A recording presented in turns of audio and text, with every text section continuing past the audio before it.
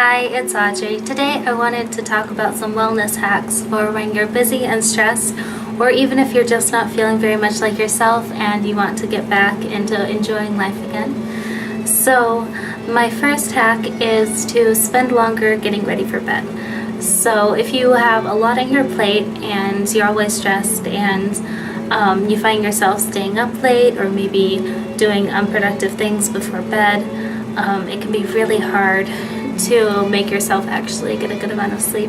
So something I found that helps a lot is to start getting ready a couple hours before you actually want to go to bed and spread it out over those hours. Like, you don't have to do everything at once.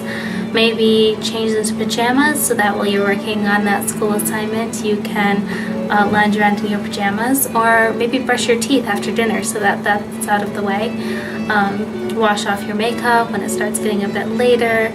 Anything that's part of your night routine, just start doing gently one by one within those hours and get it out of the way so that when it finally is actually time for you to go to bed, you're already all ready and it's just very simple to get into bed and you don't have to think about it as much.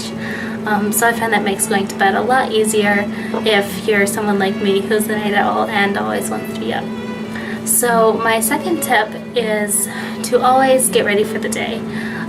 When you have a lot of deadlines coming up and you're rushing from one place to another, work, school, or maybe it's the summer and you just are feeling so lazy and just laying in bed all day, and it doesn't tend to make you feel very good. So something I found that helps a lot is making sure to just take care of those daily steps, like actually showering, not just putting your hair up in a messy bun, or actually taking time to trim your nails or put on an outfit that's not sweatpants. It doesn't have to be fancy. You can just put on mascara and a nice sweater, or just make sure that you take a shower the night before, but you'll feel so much better and so much more confident in attacking the day because you've already accomplished something, and you'll feel better about yourself, which is always good for productivity.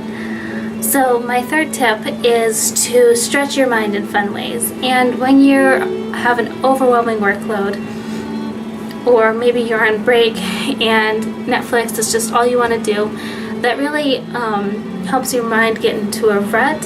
So if all you're thinking about is work and school, even if you enjoy those things, it doesn't tend to be something that it's going to stretch your mind in ways that you're passionate about, which is what really helps you to get creative. So even though it seems like a bit of a chore when you first start doing it, take the time to go and read a book that you find is fun, or do some art just for yourself, or just find any way that you can stretch your mind, whether through a board game or anything else, in a way that's meaningful to you. And that will make attacking your responsibilities that much more fulfilling, because it will activate the part of you that's creative and enjoys thinking and exploring new things. And so you'll take that attitude from that fun activity like art or reading or whatever, and transfer it into your daily work, and it helps you feel a lot better about it. And sort of as an extension of that, I find that exercising for purposes other than just getting fit or because you have to really makes you feel a lot more vibrant. So I really love yoga, and that's because when I find that I'm able to do a yoga pose that I couldn't do before, it just makes me so amazed at what the human body is capable of, and such an overwhelming feeling of accomplishment comes from being able to do it, even if it's like maybe you couldn't do downward dog before, which for a while I really couldn't.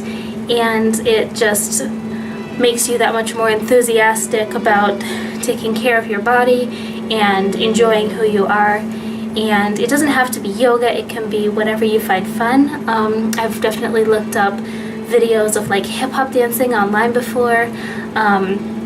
It could be ballet, it could be maybe just lifting weights if that makes you really excited.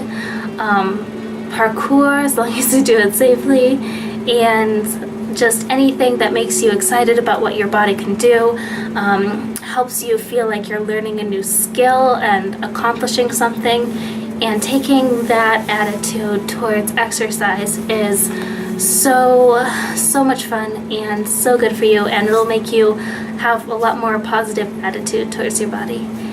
And then my final tip would be to create something beautiful.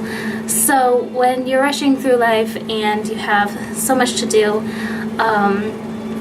or even if you're not busy and you're just, taking the time to chill out and relax, it's so easy to forget what an incredible world we live in. So they always say to stop and smell the roses, but that's such a cliche because it's so easy to forget to do. And even though it is a wonderful practice, I find that making it a bigger part of your life tends to stick more, if that makes sense. So, for example, you can see the bedding behind me.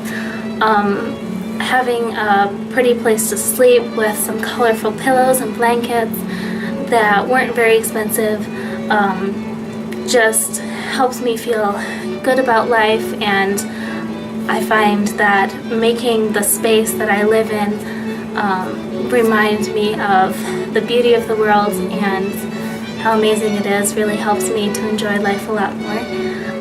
But this could also be like maybe writing a thank you card to a friend, creating that gesture of love and thankfulness and emotion, or maybe going out and doing some sort of maybe going to an observatory and looking at stars and learning about constellations, or just engaging in something beautiful in the world. Just helps you feel really excited about life and reminds you of why you're here and what you love, and that will help you have a much deeper feeling of wellness and happiness and contentment. So these are all things that have helped me a lot to feel most like myself and feel well and whole and happy, and I hope they inspire you to take care of yourself and do what's best for your happiness and your mind and body.